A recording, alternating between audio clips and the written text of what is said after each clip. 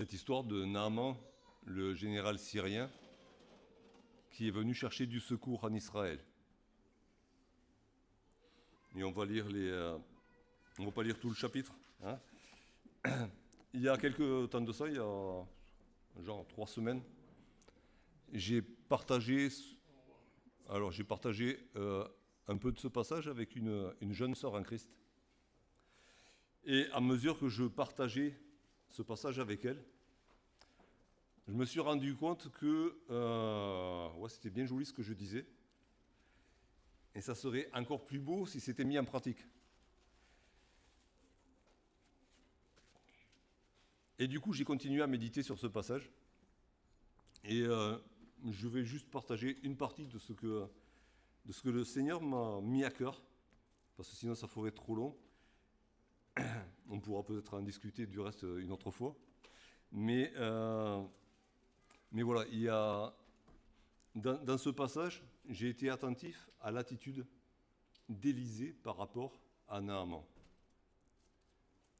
Et je me suis dit, si dans notre comportement personnel, individuel, chacun de nous qui sommes enfants de Dieu, avec les gens du monde et avec nos frères et sœurs, si on se conduisait comme Élisée, si en tant qu'Église, on se conduisait comme Élisée s'est conduit envers Naaman, on éviterait beaucoup de problèmes qu'en fait nous faisons naître dans l'Église parfois, et que même des fois nous entretenons. Sans le vouloir, hein. Des fois on crée des problèmes avec les meilleurs sentiments du monde. Mais justement, c'est les meilleurs sentiments du monde, ce n'est pas les sentiments qui étaient en Jésus-Christ. Ok. Donc je vous propose, on va le lire, et je vous demande déjà de vous focaliser un petit peu sur l'attitude d'Élisée par rapport à Naaman. Il y a une chose aussi, c'est qu'on ne va pas lire tout le chapitre, et même si on lisait tout le chapitre, on n'aura pas la fin de l'histoire de Naaman. On ne sait pas ce qu'il est devenu. Et j'ai lu, dans ma méditation, je suis allé chercher dans des commentaires aussi, et il y a des commentateurs qui se permettent d'imaginer la suite. Alors oui, on peut imaginer des suites. Hein. Bon, ça se fait à Hollywood, ou chez Disney, par exemple, où on réussit à faire un film qui se vend bien, et on invente une suite derrière. Ok. Donc carrément toute une série, hein, pour Netflix. Ok. La parole de Dieu, c'est la parole de Dieu.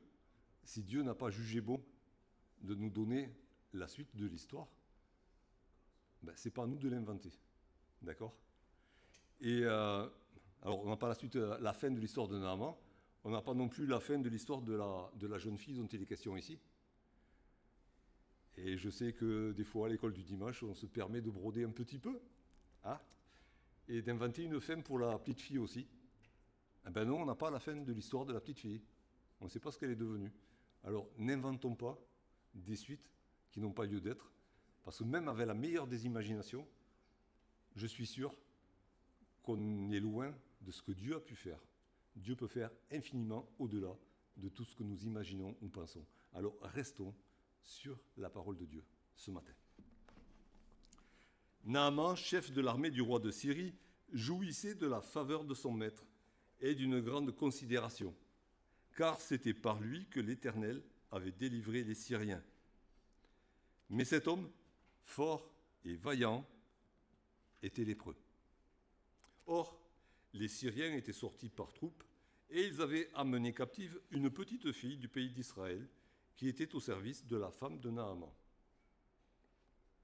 Il a dit à sa maîtresse, « Oh, si mon Seigneur était auprès du prophète qui est à Samarie, le prophète le guérirait de sa lèpre. » Naaman alla dire à son maître, « La jeune fille du pays d'Israël a parlé de telle et telle manière. » Et le roi de Syrie dit, « Va, rends-toi à Samarie, et j'enverrai une lettre au roi d'Israël. » Il partit, prenant avec lui 10 talents d'argent, 6000 cycles d'or et 10 vêtements de rechange.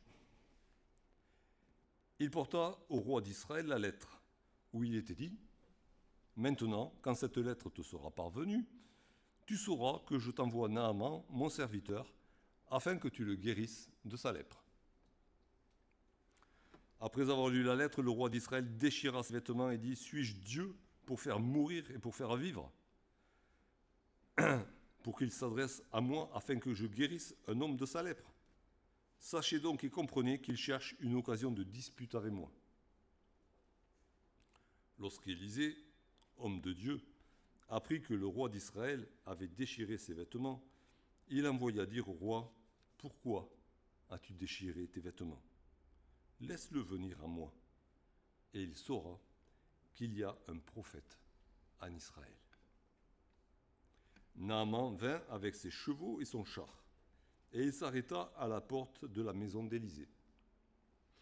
Élisée lui fit dire par un messager « Va et lave-toi 7 fois dans le Jourdain. Ta chair deviendra saine et tu seras pur. » Naaman fut irrité, et il s'en alla en disant « Voici, je me disais, il sortira vers moi, il se présentera lui-même, il invoquera le nom de l'Éternel, son Dieu, il agitera sa main sur la place et guérira le lépreux. Les fleuves de Damas, l'Albana et le Parpar ne valent pas mieux que toutes les eaux d'Israël. Ne pourrais-je pas m'y laver et devenir pur ?» Et il s'en retournait et partait avec fureur. Mais ses serviteurs s'approchèrent pour lui parler et lui dire « Mon père, si le prophète t'avait demandé quelque chose de difficile, ne l'aurais-tu pas fait ? Combien plus dois-tu faire ce qu'il t'a dit ? Lave-toi et tu seras pur. » Il descendit alors et se plongea 7 fois dans le Jourdain, selon la parole de l'homme de Dieu. Et sa chair redevint comme la chair d'un jeune enfant, et il fut pur. Naaman retourna vers l'homme de Dieu, avec toute sa suite. Lorsqu'il fut arrivé, il se présenta devant lui et dit « Voici, je reconnais qu'il n'y a point de Dieu sur toute la terre, si ce n'est en Israël. Et maintenant, accepte, je te prie, un présent de la part de ton serviteur. » Élisée répondit « L'Éternel, dont je suis le serviteur, est vivant. Je n'accepterai pas...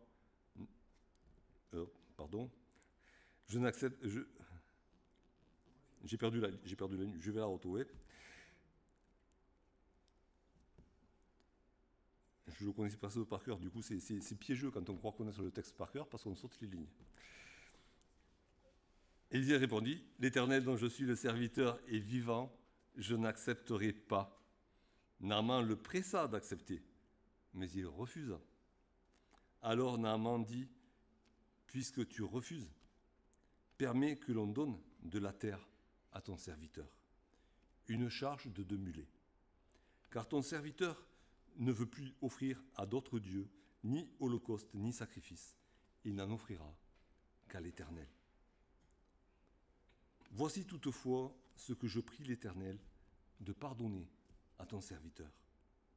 Quand mon maître entre dans la maison de Rimon pour s'y prosterner, et qu'il s'appuie sur ma main, je me prosterne aussi dans la maison de Rimon. Veuille l'Éternel pardonner à ton serviteur lorsque je me prosternerai dans la maison de Rimon. » Élisée lui dit, « Va en paix. » On va arrêter notre lecture là, parce qu'après, on change, il y a un nouveau personnage, et c'est l'histoire de Géasi qui commence, et qui se termine mal, mais on n'est plus dans ce dialogue entre Élisée et Naaman. Alors avant d'entrer dans le vif du sujet, il y a plein de choses que Élisée peut nous apprendre. J'en ai relevé 3, 2 dont je vais passer vite, et une sur laquelle on va s'attarder un peu plus. Déjà, c'est dans sa relation avec Naaman. Au début, Élisée ne reçoit même pas Naaman chez lui. Il a identifié par l'Esprit de Dieu qui est Naaman. Naaman est un païen qui vient en Israël pour obtenir une guérison. Il ne vient pas chercher Dieu. Il vient, on va dire, consommer de la grâce.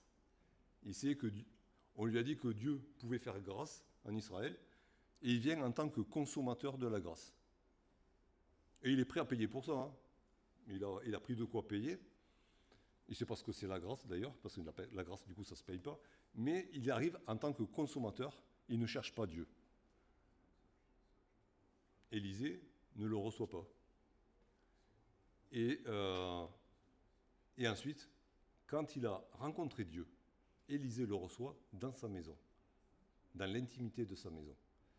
Et ça nous éclaire, d'une certaine manière, sur notre comportement qu'on doit avoir avec ceux qu'on évangélise des fois et qui répondent peut-être favorablement au message qu'on leur donne, ce message de grâce, qui viennent à nos réunions, mais, et qui peut-être disent Amen, Alléluia à tout ce qu'on dit, qui disent c'est très bien chez vous, mais à un moment donné, il faut quand même les mettre devant la réalité des choses. Avant de dire Amen, Alléluia à Dieu, reconnais d'abord que tu es pécheur. Reconnais que tu n'as pas de part avec Dieu. Et une fois que tu seras réconcilié, que tu te seras repenti avec Dieu, oui, je pourrais t'accueillir comme un frère. Mais il y a une différence entre les frères et les sœurs dans la foi et le reste du monde. Et Élisée marque très bien la différence. Il la marque physiquement. Alors, on peut accueillir tous ceux qui viennent, on est appelé à accueillir tous ceux qui viennent et à répondre à leurs besoins s'il y a des besoins, mais ne nous faisons pas embobiner par des consommateurs de la grâce. S'ils viennent pour consommer de la grâce, à un moment donné, il faudrait dire la grâce, c'est pour les enfants pour ceux qui reconnaissent la Seigneurie de Dieu, qui reconnaissent leurs péchés, qui s'en repentent, qui les confessent et qui reçoivent le pardon par Jésus-Christ. Et à partir de ce moment-là, oui, on peut accueillir quelqu'un comme un frère, comme une sœur. Et c'est un danger qui nous guette, parce qu'on a envie de recevoir des gens qui chantent les louanges de Dieu avec nous, mais ils ne peuvent pas chanter les louanges de Dieu s'ils ne sont pas nos frères, nos sœurs, s'ils ne sont pas les enfants de Dieu. Deuxième chose qu'on peut apprendre d'Élisée, c'est son désir d'évangéliser. Il apprend que Naaman est arrivé dans le palais du roi, que le roi est complètement déboussolé par la demande formulée par le roi de Syrie, « Guéris mon serviteur ». Et il se fait dire au roi, « Cool, reste tranquille, envoie-le-moi ». Et il saura qu'il y a un prophète en Israël. Alors, ce n'est pas qu'il voulait se montrer lui, mais le prophète, c'est celui qui parle de la part de Dieu. Envoie-le-moi. Et il pourra rencontrer Dieu. Naaman ne se fait pas promener par le besoin de Naaman. Élisée a un objectif, c'est faire connaître Dieu, faire connaître sa parole. C'est le sens de la vie du prophète. C'est parler de la part de Dieu. Pour que les gens puissent rencontrer Dieu. Et c'est la mission que Jésus nous a donnée à tous, n'est-ce pas? Allez et faites des disciples de toutes les nations et enseignez-leur tout ce que je vous ai prescrit. C'est la mission que Jésus nous a donnée à chacun de nous. Et en cela, Élisée est un modèle pour nous parce qu'il apprend qu'il y a quelqu'un qui ne cherche pas Dieu là-bas. Mais par contre, il a un besoin. Il a un besoin que seul Dieu peut combler. Élisée pourrait le guérir sans se déplacer. Il sait que Dieu peut le faire. Il pourrait prier et guérir Naaman à distance. Il ne le fait pas. Il dit, envoie-le-moi. Comme ça, il pourra rencontrer Dieu.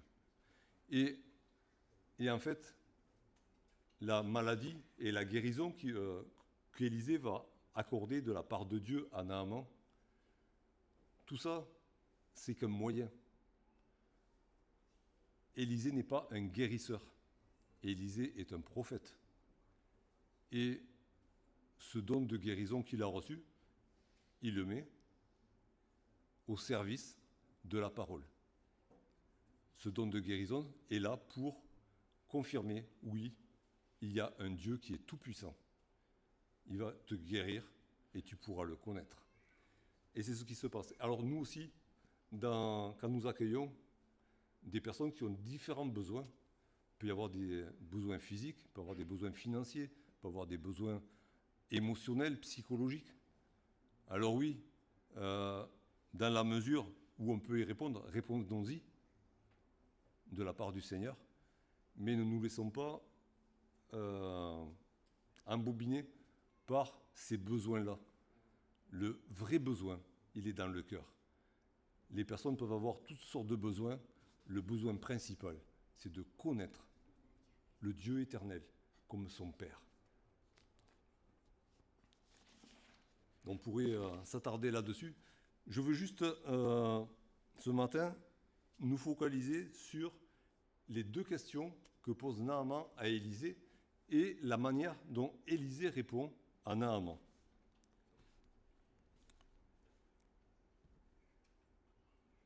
Naaman essaye, alors déjà c'est encore, petite parenthèse encore, dans l'attitude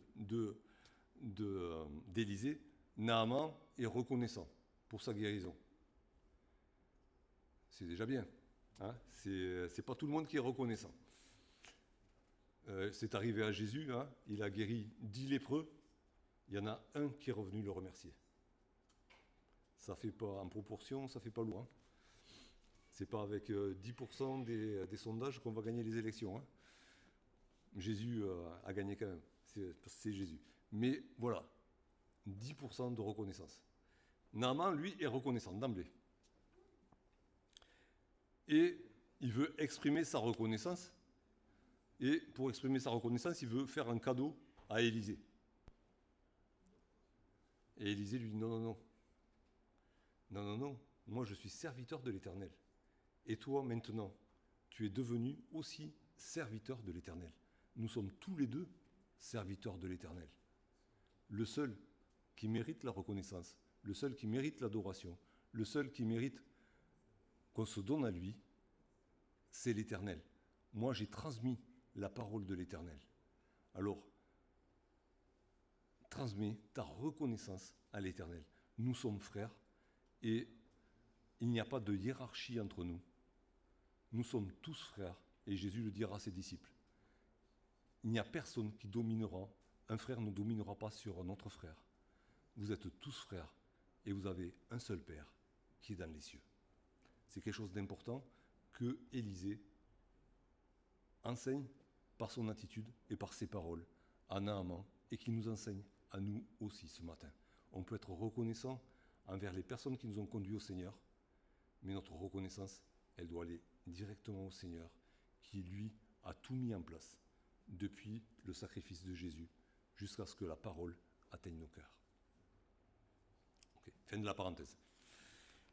Et donc il y a ces deux questions que Naaman, ces deux demandes que Naaman adresse à Élisée, ou devant Élisée, parce que la deuxième, elle s'adresse directement à Dieu, tout de même. Et donc, Naaman demande à Élisée la permission, enfin, il demande qu'on lui donne, hein, il ne va pas se servir. Il n'est plus un consommateur de la grâce, hein, il ne va pas se servir, il demande à ce qu'on lui donne de la terre d'Israël pour l'emporter dans son pays. Alors on imagine un petit peu la situation de Naaman. Naaman qui est le chef d'état-major du roi de Syrie, un notable en vue à Damas.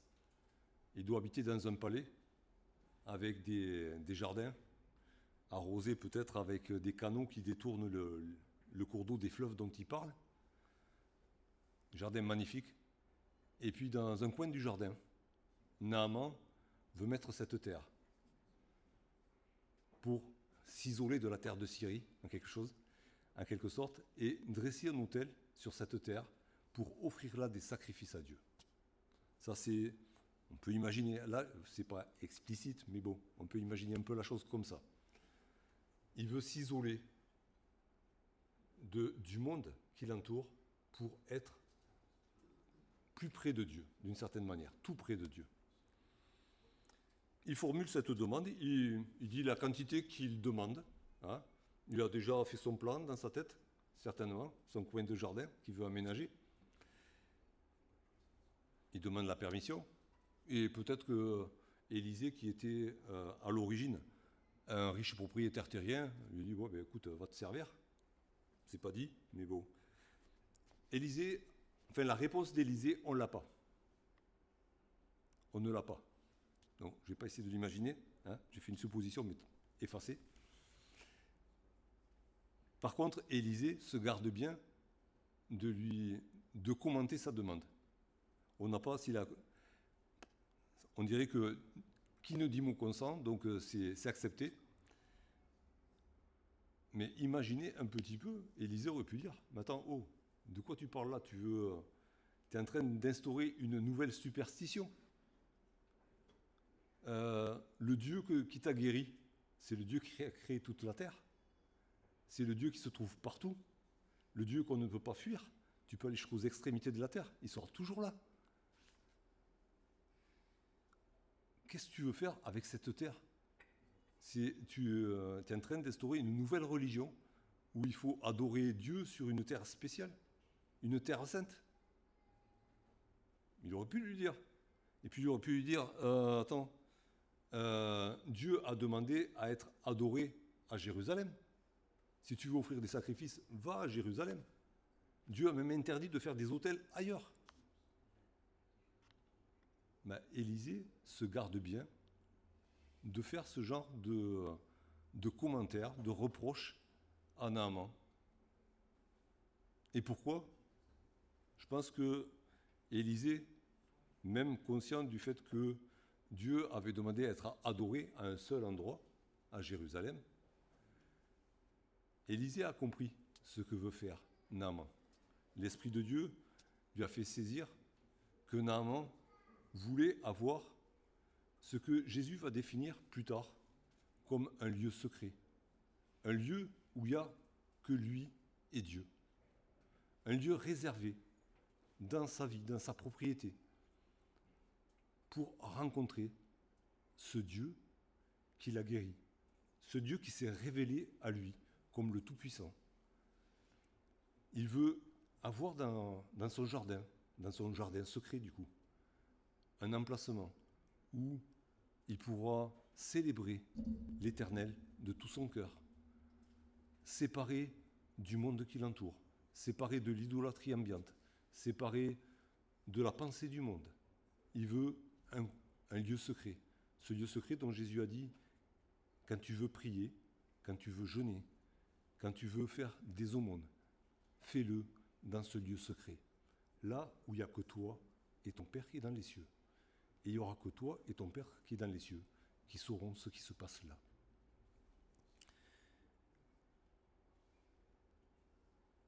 Élisée, du coup, accède à la demande de Naaman. Et Naaman partira certainement avec ses 2 mulets chargés de terre d'Israël. Et ensuite, il y a cette prière que Naaman adresse à Dieu dans la présence d'Élisée. Alors c'est peut-être un peu comme s'il demandait à Élisée de prier pour lui, hein, mais il prie quand même Dieu directement. C'est une manière de parler. Et il lui expose son gros problème de conscience. Et il a un énorme problème. Il vient de dire, je ne veux adorer qu'un seul Dieu, le Dieu d'Israël, le seul vrai Dieu. Le seul Dieu qui existe sur terre et dans les cieux. Mais dans ma vie de tous les jours, étant donné mes fonctions de chef d'état-major, quand le roi va dans le temple du dieu Rimon, le protocole veut que j'y aille avec lui et qu'il s'appuie sur moi pour y aller. Je suis son homme de confiance et il le manifeste comme ça, il s'appuie sur ma main pour aller dans le temple de son Dieu. Mais quand le roi se prosterne, je ne peux pas rester plus haut que le roi. Je dois me prosterner aussi. Mais je ne veux pas le faire. Je ne veux pas adorer un autre Dieu, que l'Éternel, le Dieu d'Israël. Que Dieu me pardonne, parce que je suis obligé de le faire.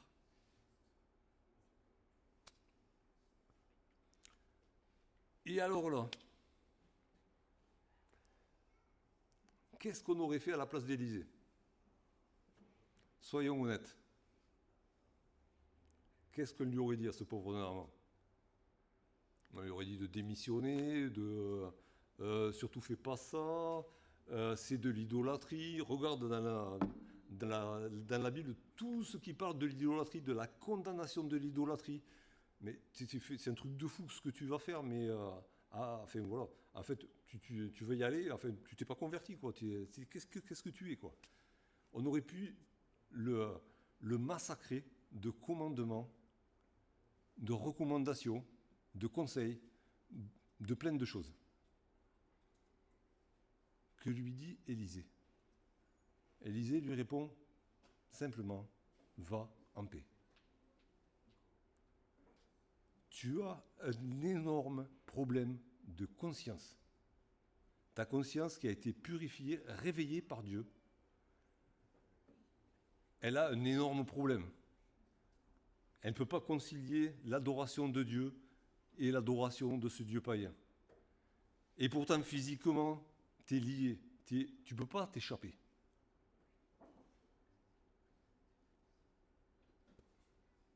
Élisée lui dit, va en paix. Que la paix de Dieu, que le Dieu de paix t'accompagne sur ton chemin. C'est pas facile, hein, quand on a la conscience à l'envers, d'avoir la paix de Dieu. Alors que, justement, c'est au niveau de Dieu que ça se passe, notre problème de conscience. Hein.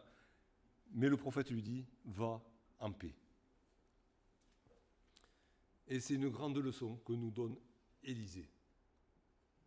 C'est d'abord une leçon d'humilité. Élisée n'avait pas la solution au problème de Naaman. Et en lui disant « va en paix », il le confie en Dieu, il le confie à la grâce de Dieu. Et par là même, il confesse « moi, je n'ai pas la solution à ton problème. Ton problème, c'est un gros sac de nœuds, et moi, je ne sais pas le défaire. Je n'ai pas le pouvoir de défaire ton sac de nœuds. Tu es toujours syrien, tu es toujours le chef d'état-major, tu es toujours lié au roi de Syrie, et tu es toujours lié à ce culte païen. C'est comme ça. Et je n'ai pas le pouvoir de te délier, moi, Élisée. Homme de Dieu, je ne peux pas le faire. Et il le confesse, en lui disant, va en paix, je te confie à la grâce de Dieu qui t'accompagnera. Il confesse qu'il ne peut rien faire pour Naaman. Il confesse aussi qu'il ne sait pas ce qui va se passer. Il ne connaît pas l'avenir de Naaman. Il ne sait pas comment, par exemple, le roi de Syrie va réagir. Et comment il va travailler dans sa tête, parce que le roi de Syrie a aussi une conscience. Comment il va faire coïncider le fait que son homme de confiance ait été guéri par un dieu étranger, et à l'époque c'était très important. Les dieux étaient liés à un peuple et à une terre. Hein, c'est pour ça qu'on parle du Dieu d'Israël, qui était lié au peuple d'Israël et à la terre d'Israël. En Syrie, il y avait les dieux de Syrie qui étaient liés au peuple de Syrie. Comment est-ce qu'il va arriver à concilier que son homme de confiance est passé du côté d'un Dieu étranger, parce qu'il a été guéri par lui?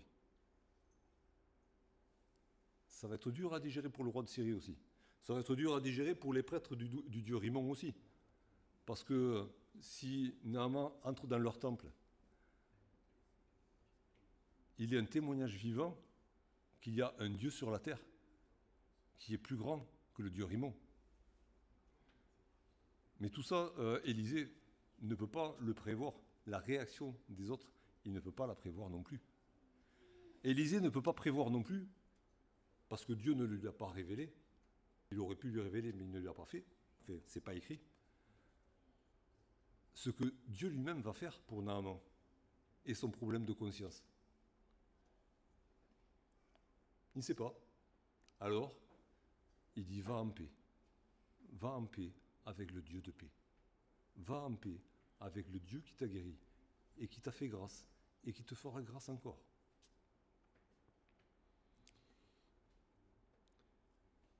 Et cette attitude, elle m'a rappelé aussi l'attitude de Paul. Entre autres, quand il parle des viandes sacrifiées aux idoles.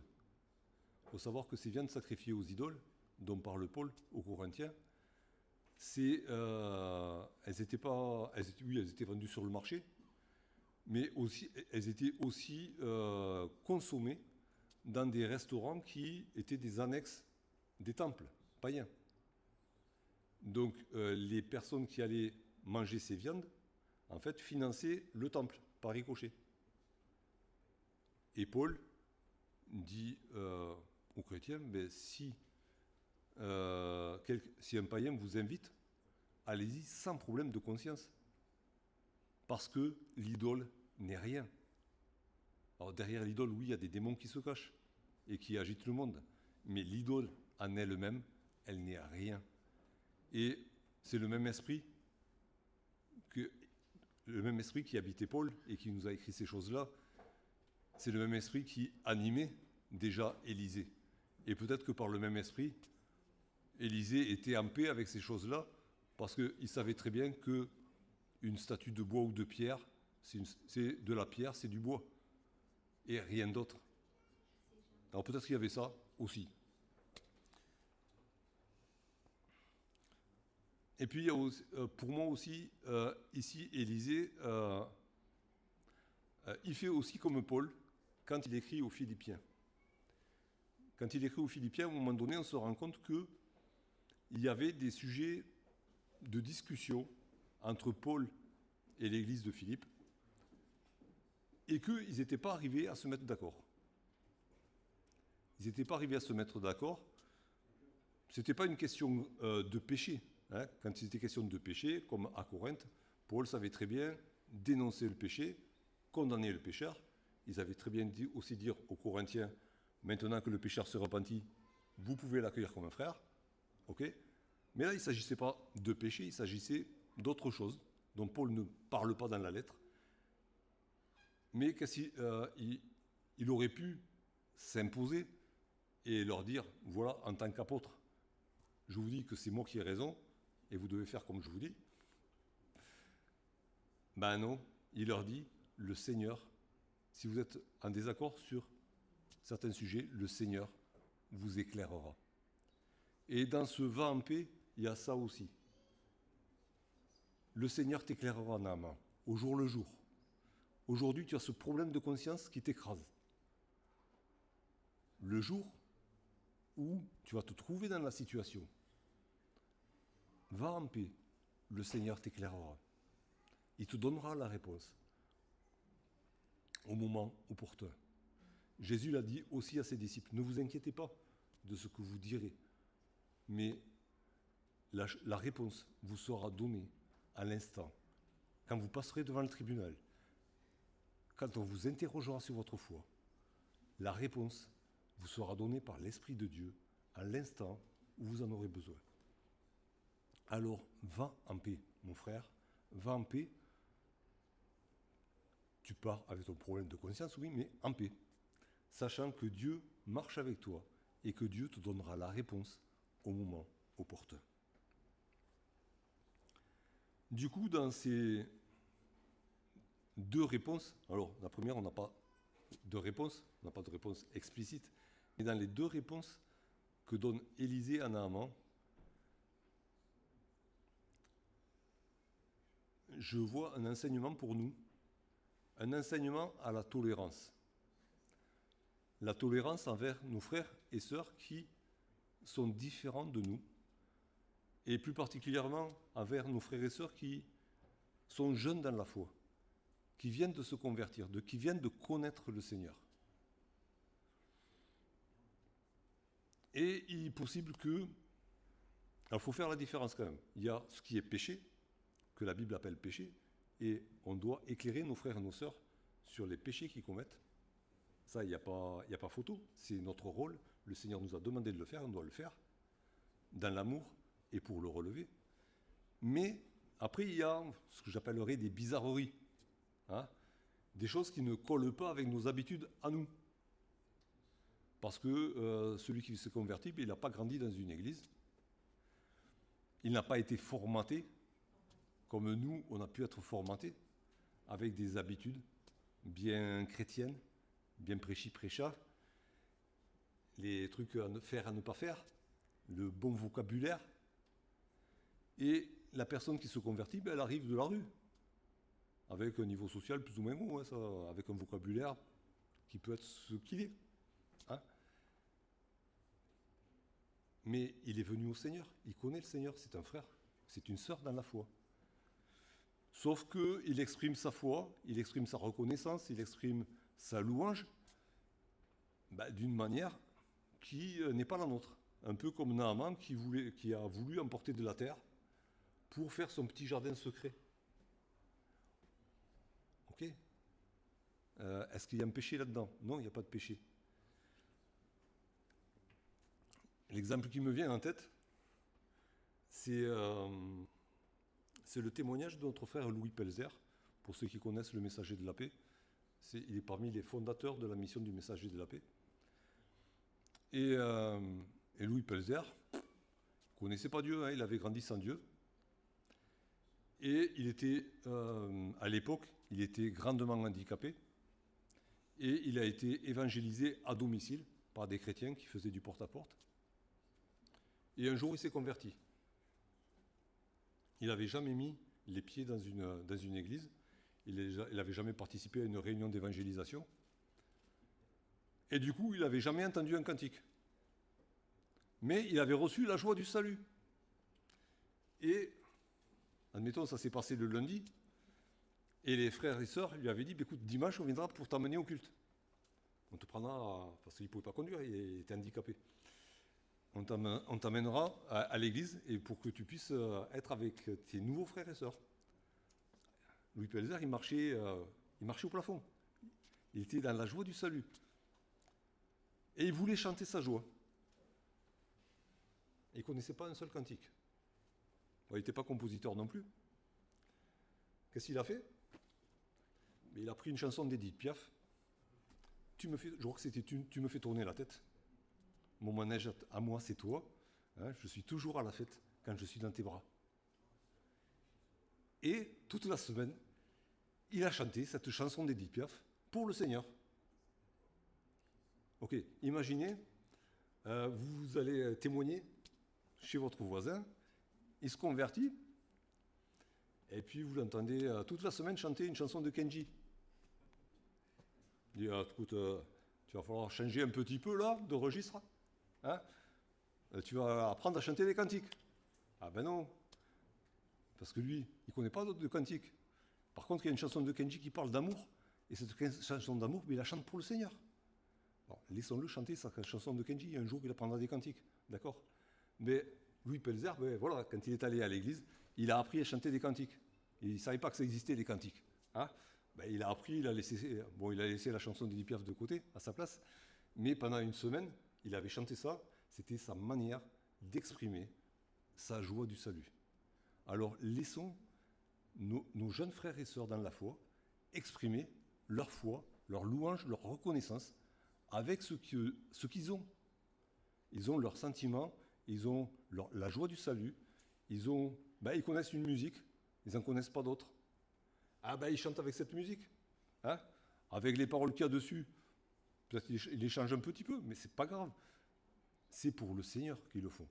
Alors n'attristons pas nos frères et sœurs dans la foi, nos jeunes frères et sœurs dans la foi, en leur mettant un carcan d'habitude, de choses à faire, à ne pas faire. Soyons tolérants avec leur manière de s'exprimer. Je parlais du cantique, on peut parler de plein d'autres choses. Et puis, il peut arriver qu'on a tous des vies compliquées. Il ne faut pas chercher... il y a plein de gens autour de nous qui ont des vies compliquées et qui viennent au Seigneur avec leur vie très compliquée. Avec des vies de famille qui partent en sucette, des familles tuyaux de poêle, des familles décomposées, recomposées, machin, des situations financières désastreuses, des situations de santé pourries, avec des addictions, avec ce qu'on veut. N'importe quoi. Le grand n'importe quoi. Mais ils sont venus au Seigneur. Mais ils traînent les casseroles qu'il y a derrière. Et on ne peut pas changer. Il y a des choses qu'on ne peut pas changer dans la vie. Parce que ça dépend des autres. Ce qui dépend des autres, on ne peut pas le changer nous. Alors, Dieu peut faire des miracles, oui, mais ils ont leur vie compliquée.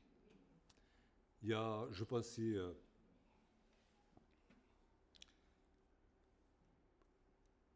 à plusieurs sœurs dans la foi, à plusieurs frères et sœurs dans la foi, qui aimeraient être parmi nous ce matin. Mais ils ne peuvent pas.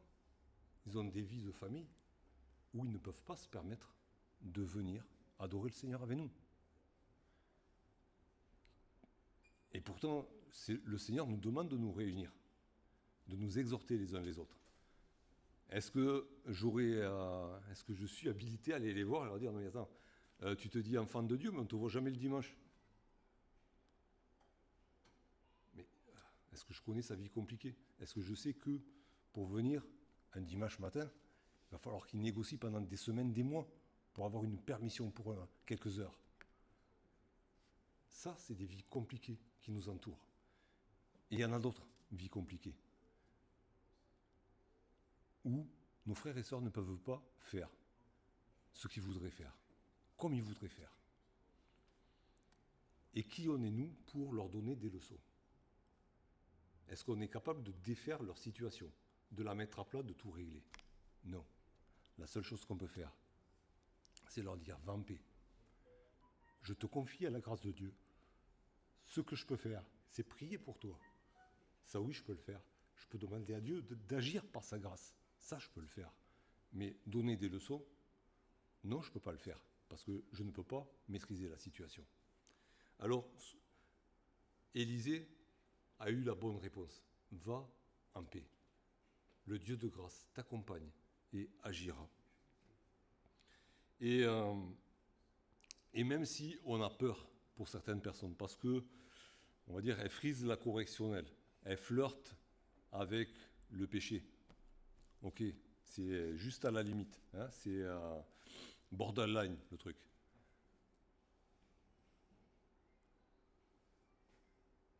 Et même si j'ai peur qu'il tombe, qu'est-ce que je peux faire une fois que j'ai parlé du Seigneur, une fois que j'ai parlé du péché? Qu'est-ce que je peux faire à part leur dire, je te confie à la grâce de Dieu. Va en paix. Fais attention, oui, mais va en paix. Ta situation, elle est ce qu'elle est. Mais je prierai pour toi. Va en paix. Alors, je ne vous ai peut-être pas convaincu. C'est pas grave, on pourra en discuter. Je ne suis pas là pour vous convaincre. Je vous partage ce que le Seigneur a mis sur mon cœur. Mais il y a quelque chose qui est encore plus important que tout ça, que ce que j'ai pu vous partager, et qui est dans la parole de Dieu. Et je vous demande d'être encore plus attentif à cela. Déjà, regardez le nombre de personnes et de situations que Dieu a mis en place pour que Naaman puisse le rencontrer.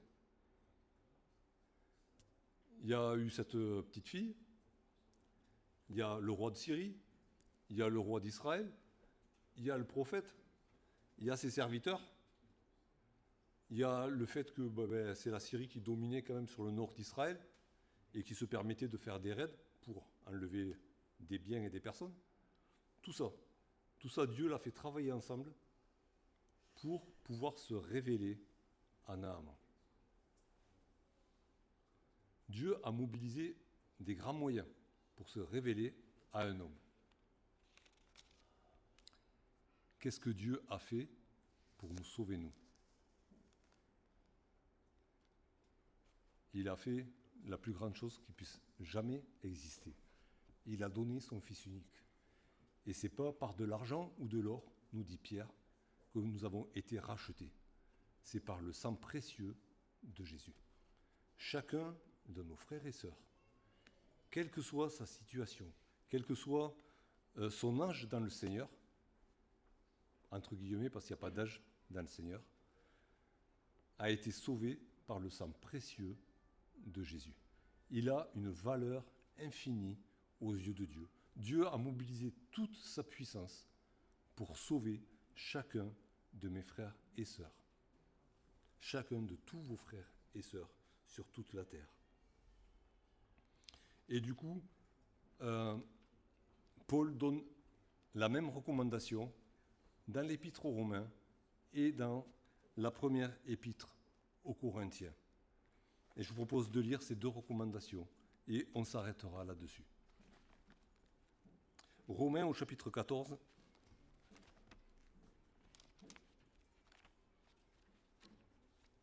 Romains au chapitre 14, le verset 15.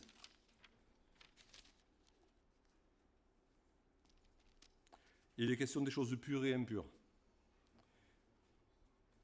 Mais si pour un aliment, ton frère est attristé, tu ne marches plus selon l'amour. Ne cause pas, par ton aliment, la perte de celui pour lequel Christ est mort. Le deuxième verset, c'est dans la première épître aux Corinthiens, au chapitre 8, le verset 11. Il est encore question des idoles et des viandes sacrifiées aux idoles. Et ainsi, le faible périra par ta connaissance, le frère pour lequel Christ est mort. Alors oui, il y a une chose qu'on doit retenir. Pour tous mes frères et sœurs, comme pour moi, Jésus-Christ est mort. Pour nous sauver, Jésus-Christ est mort. Alors, je dois faire attention à ne pas détruire l'œuvre de Jésus-Christ. Jésus-Christ a donné sa vie pour le salut de chacun. Et dans mon comportement, dans mes paroles, dans mes rapports avec mes frères et sœurs, je dois être attentif à ne pas détruire l'œuvre de Jésus-Christ. Et c'est une grâce qu'on doit demander au Seigneur parce qu'on est tellement maladroit, on est tellement négligent.